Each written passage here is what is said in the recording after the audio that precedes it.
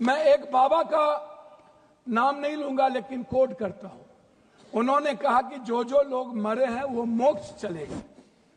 तो मैं चाहता हूं कि लगभग बाबा और नागा और जो नेता वहां जाते हैं और जो बड़े पैसे वाला, उनको भी डुबकी लगा के मर जाना चाहिए ताकि इन लोगों का कल्याण हो जाए। ये मोक्ष पे चले जाए। भैया सुनिए, मोक्ष में चले जाएं। बाबा लोग वो बोलते हैं कि बाबा ने कहा कि मोक्ष में चले गए, तो मैं चाह रहा हूं कि ऐसे बाबाओं को मोक्ष में चला जाना चाहिए। दूसरी बात, मैं अंडरस्टैंड मंड यंग, वो साधु संतों को आशीर्वाद दे रहे हैं, बाबाओं को आशीर्वाद दे रहे हैं। जी जी जी, मैं भैया दूसरा बात, उन्होंने अंडरस्टैंड मंड यंग को ही उन्होंने 2000 करोड़ का लगभग उन्होंने ठेका दिया, जबकि 13 में 19 में इन्हीं को कुंभ मेला का ठेका दिया गया था। 4 लोग लगे, सारे मैनेजमेंट, टेक्निकल मैनेजमेंट से लेकर के सारे चीज इन्हीं को था। ये कौन है, इन पर क्या इंक्वायरी होगी? अध्यक्ष महोदय, 487 करोड़ का बजट हुआ करता था नेहरू जी के समय, और अब 10,000 करोड़ का बजट है सिर्फ एक कुंभ मेला का। जब नेहरू जी के समय कुंभ में लोग मरे थे तो गिनती थी। जब दुनिया में सोशल मीडिया, इतने बड़े मीडिया प्लेटफॉर्म पे इतना बड़ा बड़ा हमारा मीडिया है, सब कुछ है, एक बार गिनती नहीं हुई, जबकि 600 से लगभग लोगों का कहना है, वहां आंखों देखे, मेरा नहीं कहना है, कि 300 और 600 के लगभग लोगों की लाशें गई और उसको हिंदू रीति से नहीं जलाया गया। क्या हमारे संस्कार इतने गिर गए कि हम हिंदू रीति से उसके लाश को भी नहीं जलाए? इस जानकारी का कोई आधार है? अब मैं दूसरी बात नहीं करूंगा पप्पू जी, मैं दूसरी बात, अगर इस पार्लियामेंट से कहेंगे इतनी बड़ी संख्या, मैं इस जानकारी का आधार देंगे या आप ये कह देंगे आधार ही के रूप में 300 और 600 लोग मर गए? हुजूर, मैं क्या कहता, तो आप हमारे संरक्षक है, गार्जियन है, मैं अपनी बात उनके द्वारा कह रहा हूं। दूसरी बात, महोदय राष्ट्रपति भाषण में रोजगार की, नौकरी की, बीपीएससी का, यूपीएससी का, एसएससी का, नीट का, जो लगातार हमारे नेता राहुल गांधी इस सवाल को लेके बोलते रहे।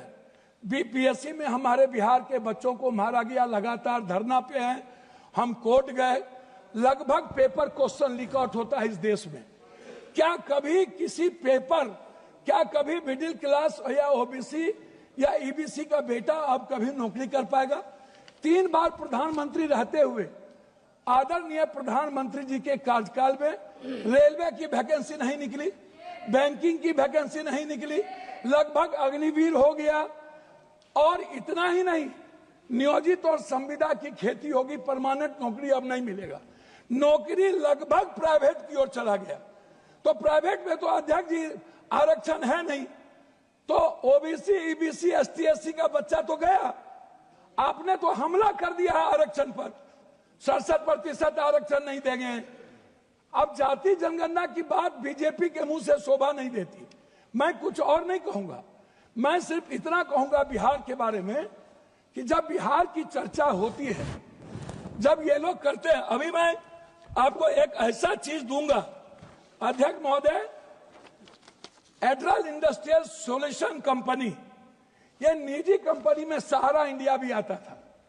सहारा इंडिया लगभग 3 करोड़ लोगों का पैसा अभी झारखंड, आप तो किसी भी स्टेट के साथ सौतेलेपन का व्यवहार करते हैं। आप तेलंगाना देखिए, बेंगलोर देखिए, झारखंड देखिए, झारखंड का आप जीएसटी का पैसा नहीं देते हैं। झारखंड की बंद पड़ी फैक्ट्रियों का आपके रीजन में बंद हुआ।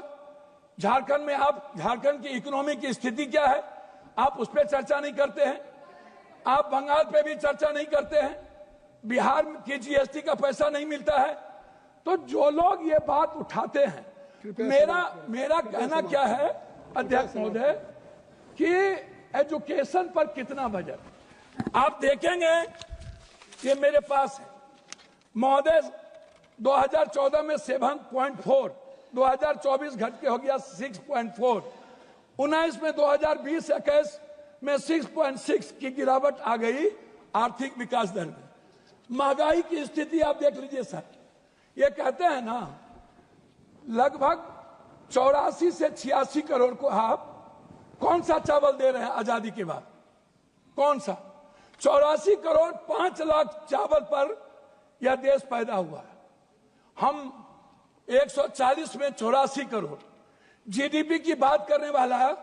हम उनसे पूछना चाहेंगे कि मेरे रुपये की गिरावट कितनी है। न्यूज नेशन अब व्हाट्सएप पर खबरों के ताजा अपडेट के लिए न्यूज नेशन के इस क्यूआर कोड को स्कैन करें।